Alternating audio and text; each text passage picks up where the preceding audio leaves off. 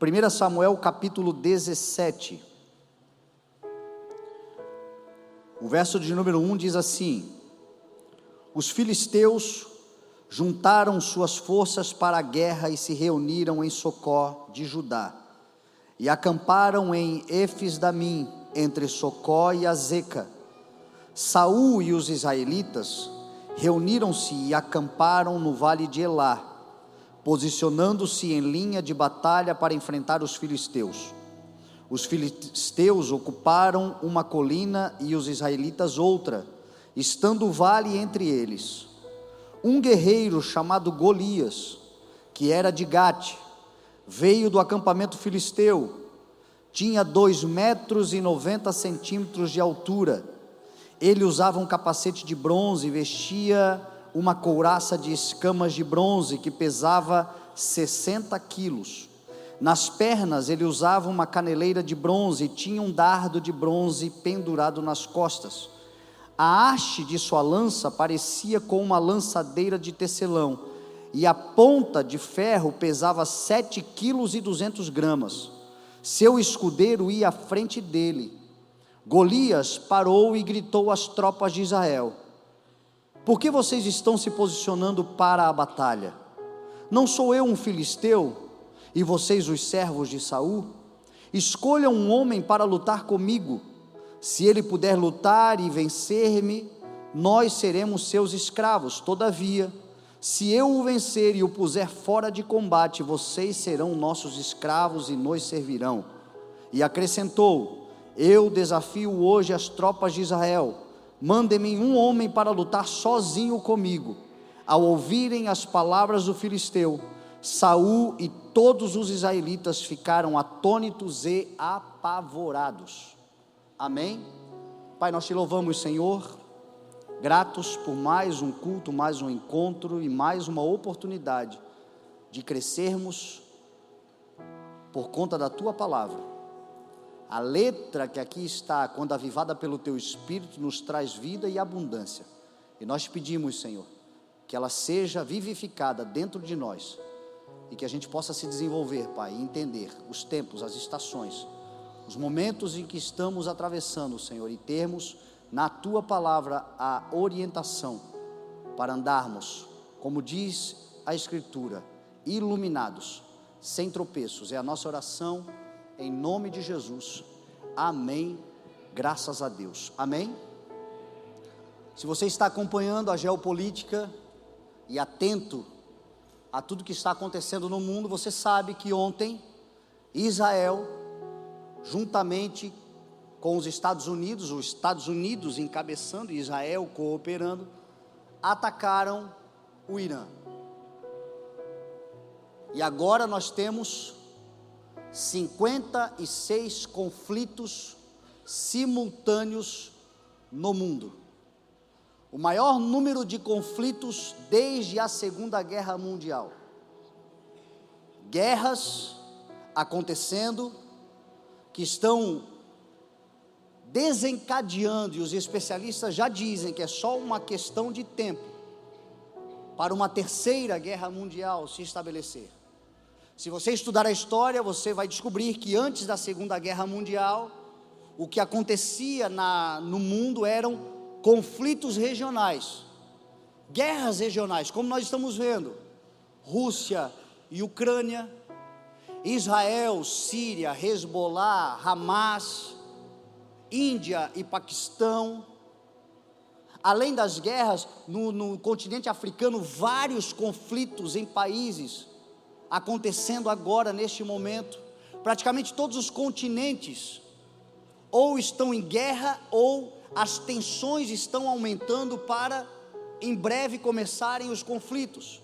China e Taiwan, até mesmo aqui na América do Sul, que historicamente é um lugar pacificado, nós acabamos de ver um conflito entre Venezuela e Estados Unidos, e as tensões ainda acontecem. Ou seja, o mundo caminhando para aquilo que Jesus Cristo declarou em Mateus capítulo 24: vocês ouvirão falar de guerras e de rumores de guerra, todavia não tenham medo, pois é necessário que estas coisas aconteçam, mas elas ainda não são o fim.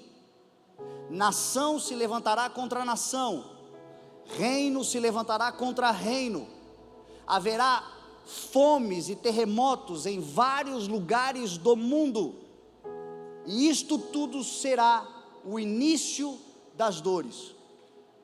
Nas últimas mensagens que eu tenho ministrado, eu tenho falado muito sobre esse sentido que Jesus falou do início das dores. Jesus estava falando de uma mulher em trabalho de parto, e uma mulher, quando está prestes a dar à luz, ela começa a ter dores deste trabalho de parto, e quanto mais próximo do nascimento do bebê, mais intensas são as dores e menor é o intervalo entre elas. E é o que nós vamos percebendo acontecendo no mundo: dores cada vez mais intensas e um intervalo menor entre elas. Surge uma ameaça de invasão, uma ameaça de guerra, e de repente, rapidamente, sem que haja negociações políticas, atropelando todos os códigos passados de tentativa de pacificação, a guerra era o último estágio, quando já estavam esgotadas todas as tratativas.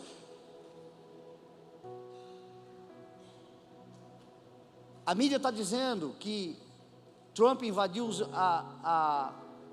o Irã, atacou o Irã sem nem consultar o Congresso Nacional.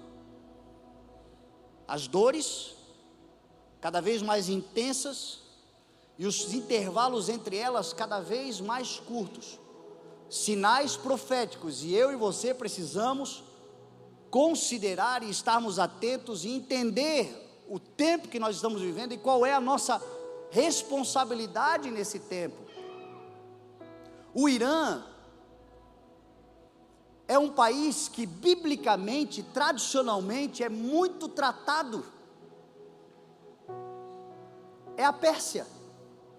Se você ler a Bíblia, você vai ver muitas vezes a Bíblia se referindo à Pérsia.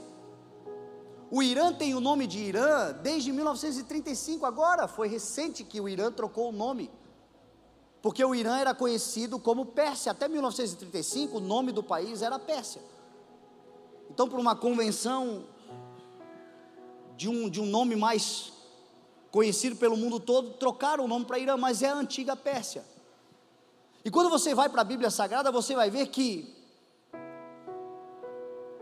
lindas histórias aconteceram do povo de Israel com o povo da Pérsia. Por exemplo, foi o rei Ciro o Grande, que no livro de Esdras, no capítulo 1, vai dizer assim: eu, o rei Ciro o Grande, declaro que o Senhor me deu todos os reinos da terra, e também me ordenou a construir em Jerusalém de Judá um templo para o nosso Senhor. E o rei Ciro foi aquele responsável por trazer de volta os exilados da Babilônia, aonde por muitos anos o templo da Babilônia, o templo de Salomão, foi destruído pelos babilônicos. E o rei Ciro foi usado por Deus para trazer de volta com todos os utensílios, todos os exilados, dando a eles riqueza, dando a eles condição e dando a eles a liberação. E ele reconhece: Deus mandou eu fazer isto. E eles reconstruíram um templo, chamado de templo de Zorobabel, que é o segundo templo, que foi reerguido no ano 500, e nos dias de Herodes, 20 anos antes de Cristo, foi ampliado, e é aquele templo que Jesus pregava, o templo de Jerusalém, e que foi destruído no ano 70 pelo Império Romano. Mas por 500 anos esse templo esteve de pé, e Deus usou um persa para isso. É no livro de Esther, aquela linda história de amor que você lê no livro de Esther, do rei Xerxes, também conhecido como Assuero, um rei persa, aonde diante de um decreto de um maligno chamado Amã, por conta de uma inveja de Mardoqueu, um homem que não se dobrou a ele quando ele exigia adoração e prostração, e Mardoqueu resolveu não se prostrar aos homens. Este Amã convenceu o rei a fazer um decreto para destruir todo o povo de Israel. E a história vai mostrar que Hadassa, Esther, foi escolhida por Xerxes para ser a sua mulher, a sua rainha, e diante da sua condição de rainha, ela pôde libertar o povo de Israel da aniquilação. E Deus de novo usou um persa, um rei da Pérsia, para libertar o povo. E Mardoqueu, o tio de Esther e Hadassa, se tornou um grande governador daquela nação, daqueles reinos. Com um anel real, ele tinha um anel do rei, para decretar o que bem lhe interessava, em favor do povo de Deus. Total liberdade. Outro que você vê, no reino de Ciro, proeminente, com autoridade, com poder, com capacidade de fluir, é Daniel. O profeta Daniel, ele serviu no reino da Pérsia, ele serviu 4 reinos, ele foi exilado por Nabucodonosor, depois ele serviu o reino Medo-Persa de Dario, depois ele serviu também o reino de Ciro. Daniel está sepultado na cidade de Suzã, lá no Irã. O seu túmulo é visitado até os dias de hoje, reconhecido até os dias de hoje. E o que você percebe hoje? Hoje você percebe um sistema de governo que quer aniquilar Israel, que quer aniquilar o Ocidente. E essa aniquilação de desejo de destruição do Ocidente é porque toda a nossa base de cultura, de desenvolvimento, de estrutura, de princípios e valores é judaico-cristão. O Ocidente é colonizado e aculturado pelo sistema judaico-cristão, ou seja, ainda que nós não reconheçamos religiosamente a Bíblia Sagrada, ela rege os nossos manuais de conduta e de ética, de moral, enquanto cidadãos ocidentais. E um regime de ódio levantou-se, e é por isso que você está percebendo, tanto Trump quanto o primeiro-ministro de Israel, quando ele se refere à nação do Irã, eles não estão indo contra o povo, pelo contrário, eles dizem assim, ó, o povo de Irã, nós somos aliados, nós temos uma história, nós temos um histórico. A nossa guerra é contra um sistema que, ao cair, vocês podem tomar de volta a nação. Se esforcem para tomar de volta a nação. O que eu quero dizer com isto? Entendam uma coisa, nos últimos tempos, o diabo vai se levantar para tornar antigos aliados em adversários.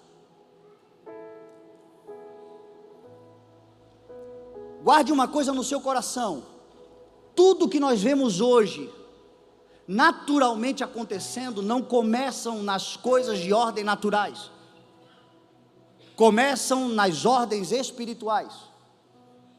E porque não são tratadas nas ordens espirituais, não são discernidas, não são reconhecidas ou são negligenciadas, elas acabam dando consequências nas ordens naturais das coisas. Então essas guerras que hoje nós vemos no mundo, elas acontecem porque primeiro elas estão acontecendo em regiões celestiais. E nós como igreja temos uma palavra do Senhor. A nossa luta não é humana, embora vivamos como humanos, Paulo disse, nós não lutamos conforme as armas dos seres humanos. As nossas armas são poderosas em Deus para destruir fortalezas, não são armas carnais, naturais, mas são armas espirituais. A nossa guerra não é contra a carne, não é contra sangue, mas é contra principados e potestades. Agora, se nós não fizermos nada, as coisas naturais serão abaladas literalmente. E aquilo que parece ser macro, geopolítico, de ordem de nações e continentes, acontecem de forma micro na tua vida, porque é o espírito desse tempo, é aquilo que em alemão se chama Zeitgeist, é um espírito do tempo, é um espírito da era.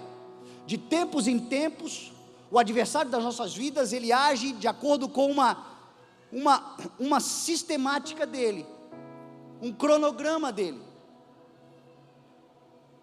E nos últimos tempos, ele está trabalhando para fazer com que antigos aliados se tornem adversários.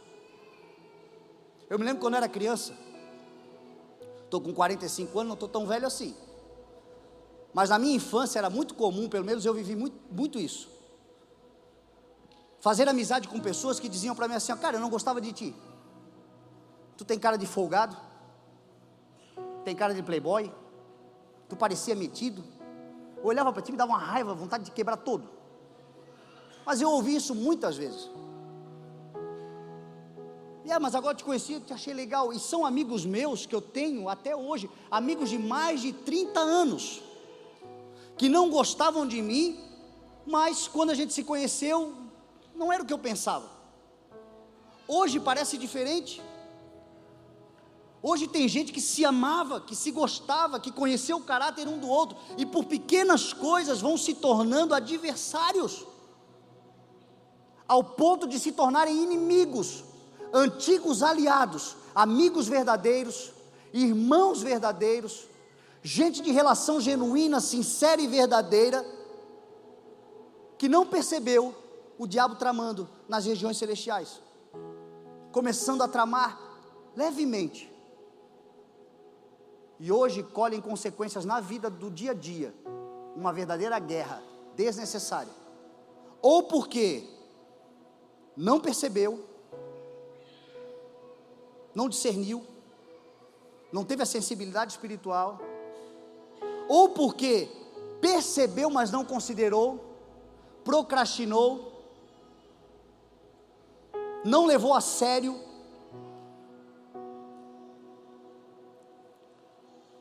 ou porque até percebeu e tentou lutar, mas não tinha as armas corretas, não tinha a força espiritual necessária, não sabia como fazer. Mas o fato é que hoje a realidade do dia a dia, literal, natural, é uma verdadeira guerra, e quando você vê, eram antigos aliados. A palavra nos diz que foi nos dado o ministério da reconciliação, em nome de Jesus, que se quebrem as barreiras, que nós possamos ver nesse tempo antigos aliados que têm histórico antigos de grandes promoções mútuas e crescimento mútuo, e que por alguma razão foram se deixando ser contaminados no coração um contra o outro, pequenas observações, pequenas intenções, pequenas percepções, pequenos enganos muitas vezes, coisas não tratadas,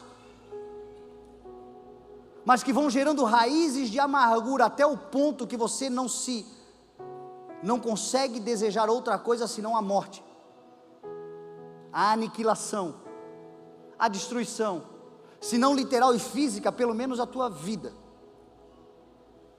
Nós estamos vendo esse tipo de coisa acontecendo no mundo e no cotidiano de cada pessoa. Nós estamos vendo coisas acontecendo que são totalmente proféticas, anunciadas, e nós estamos neste tempo da nossa geração. Uma das coisas que Jesus falou, que seriam sinais claros, que antecederiam a sua volta, e que diante desses sinais era para a igreja se levantar, despertar, ó tu que dormes, levantar-te do meio dos mortos, e a luz de Cristo resplandecer sobre ti, acordar para a seriedade do que você vive, do tempo que você vive, aonde nós estamos e qual é a nossa responsabilidade. Uma das evidências claras seriam os dias de hoje serem semelhantes aos dias de Noé. E qual era a grande marca dos dias de Noé? Manipulação genética, engenharia genética, mudando o DNA humano, porque em Gênesis 6 você vai ver que era isso que acontecia. Os filhos de Deus se deitavam com as filhas dos homens, e mudavam geneticamente o DNA humano, e começaram a gerar os gigantes do passado, homens extremamente violentos, fortes, descomunais, canibais, e de uma perversidade aonde o seu coração era inclinado para o mal de tal forma, que a humanidade começou a ser destruída por eles, e Deus olhando aquilo disse: eu preciso dar um fim nisso, e por isso o dilúvio, na tentativa de aniquilar aquele mal. Mas mesmo diante do dilúvio, alguns deles sobreviveram, o DNA deles sobreviveu, a estrutura molecular deles sobreviveu, e a prova está aqui em Golias. Muitos anos depois do dilúvio, está aqui Golias, um gigante filisteu, incircunciso, que a Bíblia vai dizer que o cara tinha 2,90 metros de altura. Eu nem sei o que é 2,90 metros, mas é bem maior do que eu, certeza.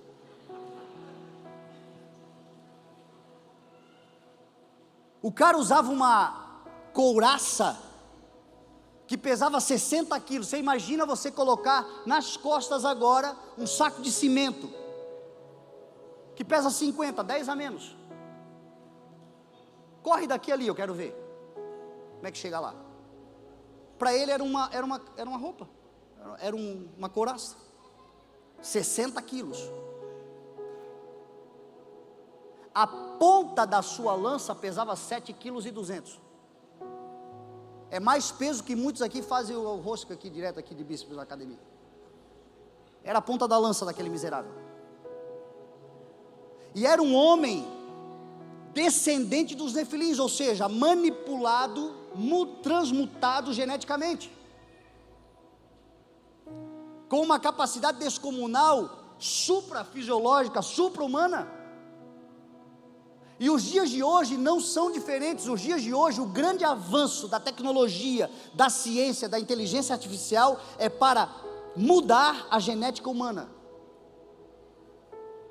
Hoje você vê, por exemplo, a Neuralink implantando chip no cérebro humano, aonde o discurso é: vamos plantar para dar a seres humanos que têm imobilidade física, de poderem com o poder do pensamento mexerem, movimentarem. E eles estão colocando em pessoas tetraplégicas, por exemplo, o chip, e eles conseguem com o poder do pensamento ligar uma televisão, uma cafeteira, produtos eletrônicos. Eles ligam, eles desligam. Agora, essa é a mesma tecnologia que, implantada num coração perverso, no mundo hoje tudo é eletrônico. Hoje muitas casas aqui não usam mais chave, você tem uma fechadura eletrônica. O que impede amanhã um coração perverso, dotado desse poder, de chegar na sua casa e com o poder do pensamento abrir a fechadura eletrônica da tua casa, entrar e tentar destruir a tua vida, a tua família? Os aviões hoje voam com autonomia eletrônica. Um piloto hoje, ele nem precisa estar ali. A função do piloto hoje é ligar e desligar botões, não é comandar a máquina. O que impede um homem perverso de, com o poder do pensamento no futuro, decidir se esse avião decola ou é um míssil? Há 20 anos atrás, se eu pregasse essa mensagem aqui, sobre o tamanho de Golias, a força descomunal de Golias, talvez alguns diriam assim: eu acho que isso aí é até ficção. Talvez seja ficção da Bíblia, para tentar falar de coisas maiores do que a gente. Não. Hoje a gente sabe que cientificamente é possível manipular o DNA humano e gerar pessoas assim. A China, há um ano atrás, fez uma manipulação genética, onde eles pegaram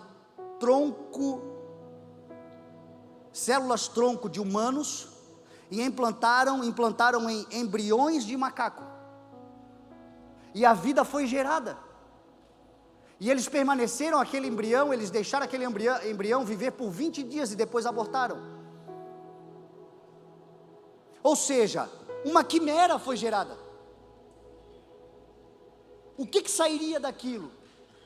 E por que aquilo não foi até o fim? Hoje o que impede o avanço da ciência e da tecnologia são questões éticas e não mais tecnológicas. E que ética tem o ser humano? Que moral tem o ser humano? Quanto tempo vai levar? Dizem que um gorila, por exemplo, tem 20 vezes a força de um homem. O que impede hoje de manipularem geneticamente seres humanos e colocarem neles um DNA misturado, para criar super-humanos para guerra, para exércitos, homens aparentemente naturais, mas com uma força descomunal de 20 homens, transformados e mutados geneticamente, como Golias foi. Sabe o que impede isso hoje de acontecer? Não é mais ciência e tecnologia, é só ética. Já é possível. E Jesus disse que este é um sinal claro dos últimos tempos, quando o ser humano começar a mexer e a manipular e a mudar geneticamente a sua própria biologia. Este será um sinal claro da minha volta. Quando isto começar a acontecer, te levanta, erga a tua cabeça e te prepara, porque num abrir e fechar de olhos, de repente, como um ladrão eu vou chegar, e aqueles que são meus serão resgatados. Uma outra coisa que eu e você precisamos entender, é tempo de guerra, é tempo de batalha, é tempo de posicionamento, não é tempo de dormir, não é tempo de descansar, é tempo de vestir as armaduras espirituais e se tornar o que diz a palavra, como Paulo disse a Timóteo: suporte comigo os meus sofrimentos como um bom soldado de Cristo. A Bíblia inteira é um apontamento profético para a história de Jesus, o seu ensino e a sua volta. E você vai ver a história inteira mostrando um povo que viveu 430 anos de escravidão no Egito. Quando foi tirado, no dia em que foi tirado do Egito, rumo à terra prometida, Deus o chamou de meu exército. Jesus é conhecido como o general dos exércitos. Na ceia do Senhor, a última ceia antes da sua morte, em Lucas capítulo 22, Jesus disse assim para os discípulos: quando eu os enviei sem bolsa e sem saco de viagem, lhes faltou alguma coisa? Eles disseram: não, Senhor, não nos faltou nada. Aí ele disse assim: agora, preste atenção no que ele disse, agora, se você não tem bolsa, leve uma. Se você não tem saco de viagem, arrume um. Se você não tem espada, venda a sua túnica e compre uma. Porque ele foi considerado como transgressor. E como me perseguiram, perseguirão vocês também. O que Jesus estava dizendo para eles? Preparem-se para se defenderem. Preparem-se, não para iniciar guerras, mas se necessário guerrear, para devolver a paz. Ah, bispo, a igreja é um povo de paz. Sim, a igreja é um povo de paz, só que só tem possibilidade, capacidade de promover paz quem pode lutar uma guerra.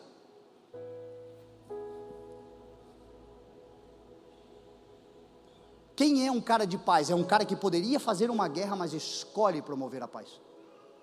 Quem é uma pessoa de paz? A pessoa de paz é aquele que é um guerreiro no jardim, e não um jardineiro na guerra.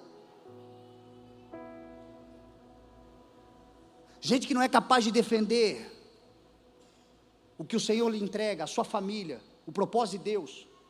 Gente que não tem armas espirituais, está vulnerável, prega a paz, mas é só um covarde que não pode se defender, nem a si mesmo, nem os seus. E o Senhor está dizendo: é tempo de nós entendermos que afrontas estão vindo, que o inimigo está se levantando.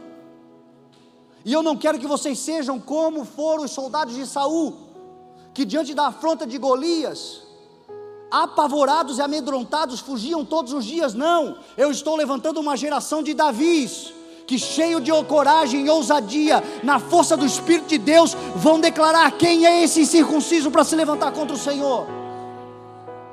Gente que sabe quem é no Senhor, que procura a paz, mas não vai deixar com que aqueles que são de guerra destruam o que vale, o que é caro para nós. Golias por 40 dias, diz a palavra, todos os dias, de manhã e de tarde. Depois você vai ler 1 Samuel capítulo 17, que eu só li o início. A Bíblia diz que todos os dias Davi vinha de manhã e de tarde e afrontava o exército de Israel, e eles ficavam apavorados. Quanto tempo faz que o inimigo está afrontando a tua família, tua vida com Deus,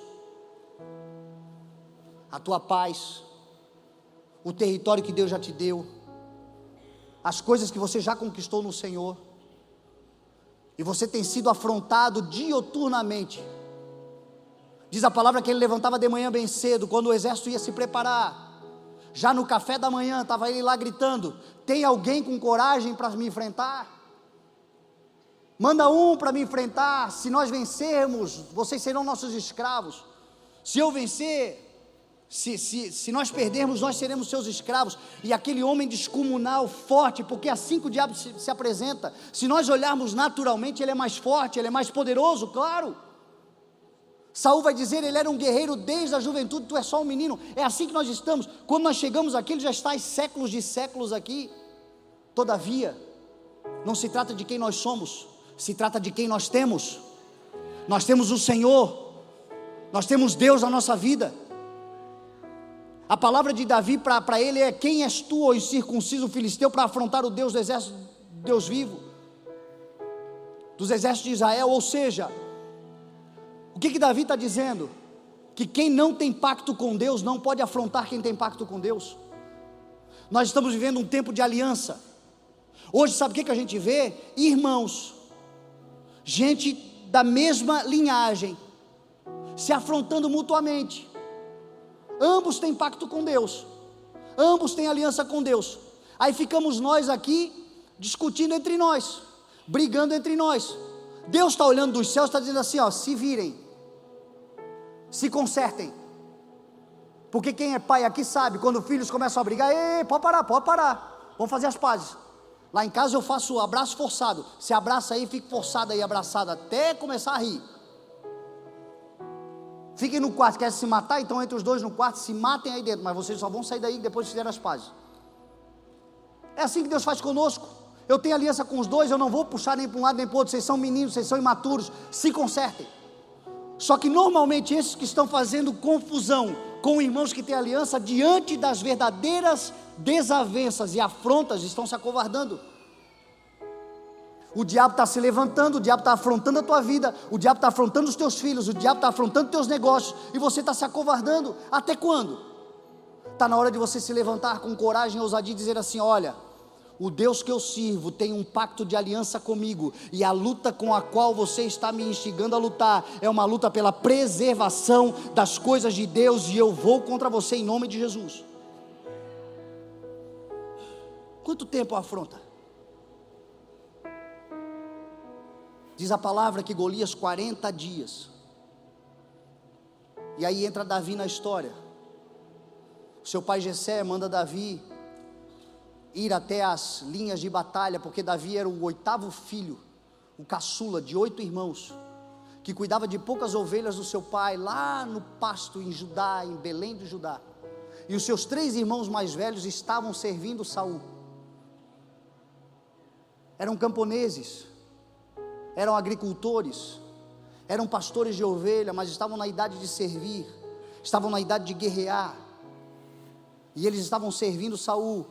E Davi recebeu uma ordem do seu pai: vá até eles, leve aqui queijos, leve pães, leve grãos tostados, e traga-me notícias sobre eles. E diz a palavra que Davi acordou de madrugada bem cedo. Está na hora da palavra do Pai gerar em você uma reação imediata. Está na hora das palavras que Deus está falando conosco. Senta todo domingo e Deus todo domingo fala, mas chega na segunda-feira, diz que vai e não vai. Jesus contou uma parábola dizendo: qual dos 2 filhos fez a vontade do Pai? O que recebeu a palavra do Pai disse que ia e não foi? Ou o que recebeu a palavra do Pai, ficou com raiva do Pai, disse que não ia, mas foi? O que disse que não ia, mas foi, porque no final das contas é quem faz, não é quem fala. É quem toma uma atitude, não é quem diz que vai fazer e não faz.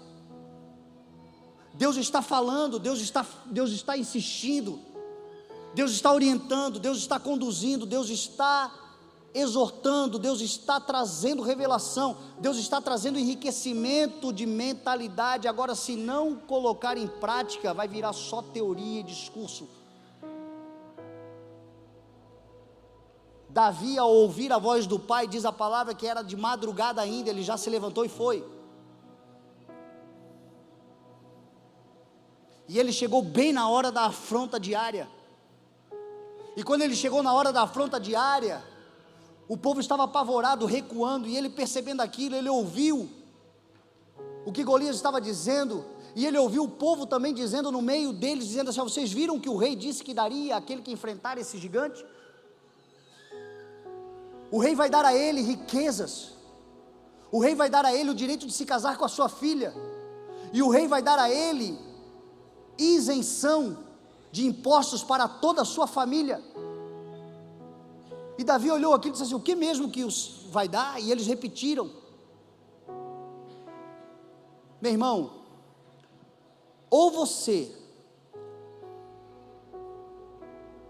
regula e julga o que Deus está te promovendo e dando a você a oportunidade de participar pelas circunstâncias, ou você julga pelas promessas.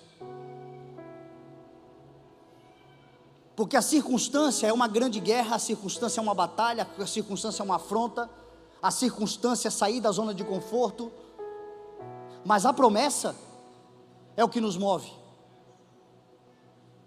Porque o rei lhe dará grandes riquezas, o tempo é difícil, a batalha é iminente, mas a palavra diz que o que o olho não viu, o que o ouvido não ouviu, o que mente nenhuma imaginou, é o que o Senhor está preparando para aqueles que o amam.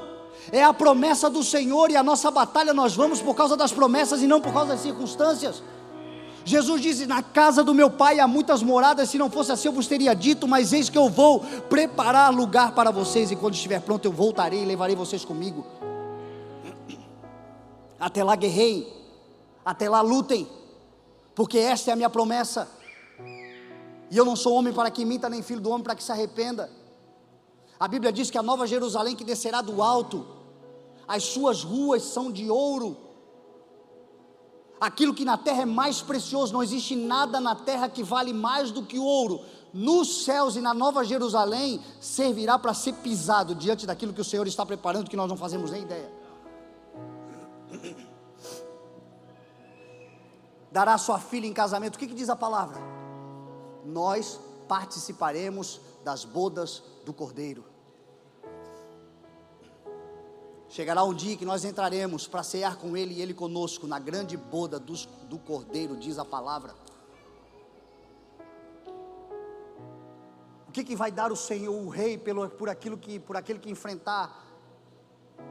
Ele vai dar isenção, Ele vai dar a garantia de não pagar mais impostos. Meu irmão, não é pela circunstância, é pela promessa. A promessa é que não haverá mais frustração, não haverá mais contaminação, não haverá mais corrupção, não haverá mais jugo opressor, não haverá mais choro, não haverá mais lamento. A promessa é que isso será para você, e a promessa é aquilo que Paulo disse, aquele carcereiro que lavou as suas feridas: creia no Senhor Jesus e será salvo tu e toda a tua casa, por causa da tua fidelidade, da tua coragem e ousadia de entrar nesta guerra pelo Senhor. Tu e a tua casa serão salvos e não serão contaminados. O gigante está aí, mas a promessa está garantida. E o que me encoraja é a promessa, não é a circunstância. Pela circunstância nós não estaríamos aqui, não teríamos nem começado. E eu vou te dizer, às vezes eu olho para trás e penso assim: meu Deus, eu não estava bem da cabeça quando eu me arrisquei. Talvez eu não me arriscaria hoje, que a gente vai ficando mais velho, vai ficando com medo, né? Mas lá atrás, a coragem não veio da presunção. E aliás, isto aqui é mostrado quando Davi começa a perguntar. Diz a palavra que o seu irmão mais velho, Eliabe, disse assim: o que você está fazendo aqui? Eu sei que tu és presunçoso e o teu coração é mau, vieste só para ver a batalha. Pessoas vão nos julgar, pessoas que estão se acovardando vão querer nos manter no lugar de covardia. Só que aonde Eliabe estava vendo presunção, Deus estava vendo coragem. E aonde Eliabe estava julgando ser um coração mau, A Bíblia vai dizer que Deus encontrou em Davi homem segundo o seu coração, porque certamente faria tudo que o Senhor lhe ordenava. Quem conhece o teu coração é o Senhor, quem sonda o teu coração é o Senhor, quem sabe a intenção do teu coração é o Senhor, e o Senhor está te dizendo, te levanta com coragem, com ousadia, porque é tempo dos corajosos, fortes se levantarem. Homens preparados para enfrentar aquilo que está tentando destruir o povo de Deus. Diz a palavra que Davi, diante da sua palavra, Saul ouve, manda chamá-lo, olha para Davi e diz: cara, tu é só um menino. Aí Davi diz assim: rei, eu cuido das ovelhas do meu pai. Quando vem um leão ou um urso e pega as ovelhas do meu pai, eu tomo ele pela juba, arranco a ovelha da mão dele, da boca dele, e quando ele se volta contra mim, eu o enfrento e mato. Eu já tive condições de enfrentar o leão, enfrentar o urso, e este incircunciso será mais um que o Senhor vai colocar na minha mão. Deixa eu te fazer uma pergunta: será que todas as guerras que você enfrentou até aqui não te servem como experiência para você enfrentar essa nova? Não deu para aprender nada com tudo que viveu até aqui? Você sabe tudo que você já viveu até aqui, agora você diz assim: oh, meu Deus, será que eu vou ter descanso? E eu sempre brinco, quer descansar? Morra. Descansarás em paz. Aqui nessa vida é luta, é batalha, é guerra. Agora pode ter certeza, se você está enfrentando uma guerra maior do que um dia enfrentou, é porque você já tem elementos e experiência suficiente de todas aquelas que você já enfrentou até aqui, que te capacitam e te validam para entrar nessa nova. Foi o que Davi disse: é um incircunciso, é um filisteu, mas eu já tenho uma certa experiência. E diz a palavra que Saul manda então que ele fosse enfrentar. Saul dá a sua espada, Saul dá a sua veste, Saul dá o seu capacete. Davi veste tudo aquilo, começa a andar, não consegue andar, e diz assim: eu não consigo andar com isso aqui, eu não estou acostumado com isso. Sabe por quê? Porque roupa de Saul não cabe em Davi. Sabe por quê? Porque você tem características próprias. Deus te fez exatamente como você é, e espera que você seja quem você é, porque é exatamente aquilo que te difere dos outros que é o teu poder e a tua autoridade. Um mundo que está criando seres humanos em série, todo mundo igual, todo mundo parecido, todo mundo falando a mesma coisa, todo mundo tentando se imitar, e o Senhor dizendo: eu te dei características próprias, são as características que você carrega, a identidade que você tem, e você fluindo naquilo que você é, eu vou te dar autoridade, esse gigante vai cair em nome de Jesus.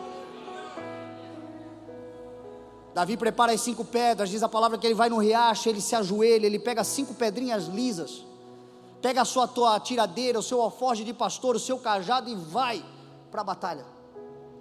Davi era muito bom no lance de atirar com funda, ele treinava. Eu acredito que ele ficava atirando em latinha de Coca-Cola lá no pasto de Jerusalém, de Judá, de Belém. Acertava, não errava uma latinha de Coca-Cola, ele sabia como atirar com aquilo. Mas ainda assim, ele procurou alternativas, ele não confiou na força do próprio braço, ele sabia que podia acertar de primeira, mas vai que alguma coisa acontece. É bom ter alternativas, é bom estar preparado, é bom ter mais do que uma palavra, é bom jejuar, é bom orar, é bom estar fundamentado, é bom se vestir completamente para a guerra. Talvez você não vai usar a lança que Deus te deu, você não vai usar a espada que Deus te deu, você não vai usar o escudo, mas é bom que esteja ali.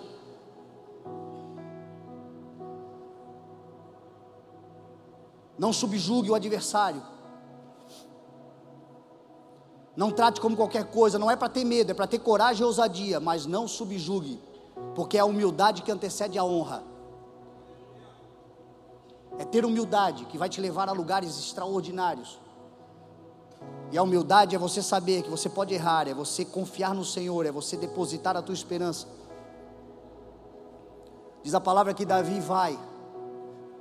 Quando Golias vê ele, começa a afrontá-lo, a desprezá-lo, a menosprezá-lo.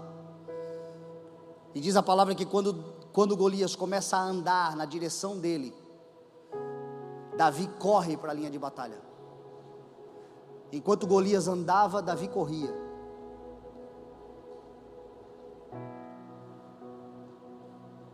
Talvez seja isso que esteja faltando.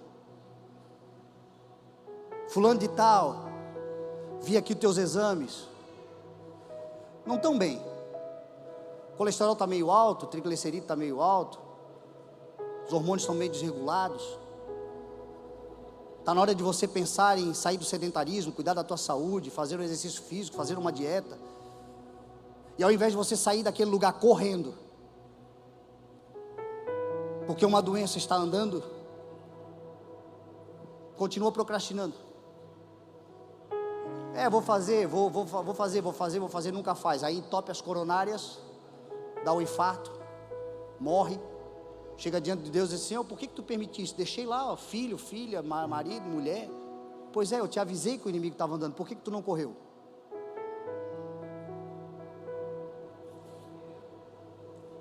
Se você percebeu que o inimigo se levantou e começou a andar na tua direção, corra na direção dele para enfrentá-lo imediatamente. Não anda não, é para correr. Quando ele pensou em se armar, Davi já estava pronto. Diz a palavra, quando ele pensou em fazer qualquer coisa, Davi acertou uma pedrada bem no meio da testa, que cravou. A força foi tão grande que uma pedra lisa cravou na testa. E diz a palavra que ele cai no chão. E Davi corre na direção dele, pega a espada dele, do gigante, e corta-lhe a cabeça. E aqui eu encerro com mais uma instrução importante: corte de vez o mal pela raiz. Tem guerras que você está enfrentando, que você já derrubou esse gigante 3, 4, 5 vezes, mas ele acorda, ele levanta de novo. E aí você fica gastando energia, você fica gastando esforço, e você fica lutando, e você ainda tem força, você ainda tem vigor, e você derruba, mas ele não morre. Você derruba, mas você não corta o mal pela raiz. Você derruba, mas você está vivendo a mesma guerra rotineiramente, porque o mal precisa ser cortado pela raiz. Lá na frente, diz a palavra, Davi velho, o rei, vai enfrentar um outro gigante semelhante a Golias, e ele só não morreu porque um soldado veio e lhe defendeu, porque ele estava na mão do gigante, o gigante ia matá-lo, e um dos soldados valentes de Davi matou o gigante, e protegeu a vida do rei. Daquele dia em diante o rei nunca mais foi para a batalha, porque eles entenderam, o rei é bom, o rei é guerreiro, o rei morre lutando, mas ele já está velho para lutar. Vai chegar uma hora que, se você não cortar o mal pela raiz, esse mal, por causa da tua velhice, vai te destruir. Jesus disse assim, ó: se o teu olho te faz pecar, arranca. Se a tua mão te faz pecar, corta fora. Porque é melhor entrar no reino de Deus sem uma mão, do que com todo o teu corpo e parar no inferno. É melhor entrar sem um olho, caolho, do que tendo os dois olhos, enxergando muito bem, ir para o fogo do inferno e enxergar onde o choro nunca cessa. Por quê? Porque o mal tem que ser cortado pela raiz. Nesses dias de batalha, aquilo que se levantar contra você, corra, resolva, vai em nome do Senhor, porque esse foi o principal elemento de Davi. Davi disse assim, ó: tu vens contra mim com espada, com lança, com escudo, com dardos, mas eu vou contra ti em nome do Senhor, o Deus do exército de Israel, a quem tu tens afrontado, e ainda hoje o Senhor te entregará na minha mão. Quais são as batalhas que nós estamos guerreando? As batalhas por Deus, pelo reino de Deus, ou por justiça própria? Por autojustificação? Quando nós somos jovens, outro dia eu estava refletindo sobre isso, a gente entra em muitas guerras com um sentimento de conquista de território, de autojustificação, de dominação. É da nosso ímpeto da juventude, o posicionamento social. E aí a gente acaba guerreando um monte de guerra desnecessária, só para dizer que a gente tem força. Mas quando você vai amadurecendo, você começa a entender assim, ó: peraí, vale a pena? Só vale a pena guerrear aquilo que é pela coletividade, aquilo que é pelo reino de Deus, aquilo que é o benfeitoria, para mais do que a mim próprio, porque Davi entrou numa guerra pelo exército de Israel, pelo povo de Israel, pela nação de Israel, em nome do Senhor de Israel. Essa é a guerra que vale a pena, e Davi então entrou, e diz a palavra que Davi venceu.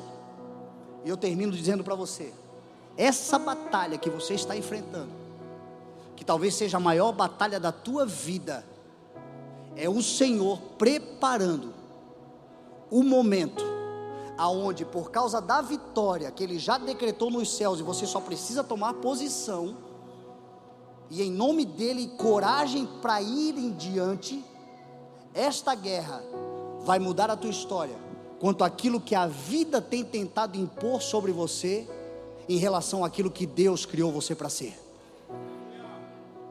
A vida estava tentando impor em Davi o jugo de pastorzinho das poucas ovelhas dos outros, escondido atrás de malhadas, mas Deus tinha preparado para Davi um trono, e aquela batalha estava mudando a relação e a vida de Davi diante de todos. Ele chegou ali pastorzinho de ovelhas e saiu dali como futuro rei de Israel, que foi aquilo que o Senhor lhe designou para ser. É o que essa batalha está fazendo com você. Se você entender ela, o Senhor vai transicionar entre aquilo que a vida tentou fazer contigo até hoje, mas por causa da tua vitória, o teu posicionamento e a tua coragem em nome do Senhor, não retroceder, não recuar, não se acovardar, você vai viver o que Deus te criou para viver em nome de Jesus.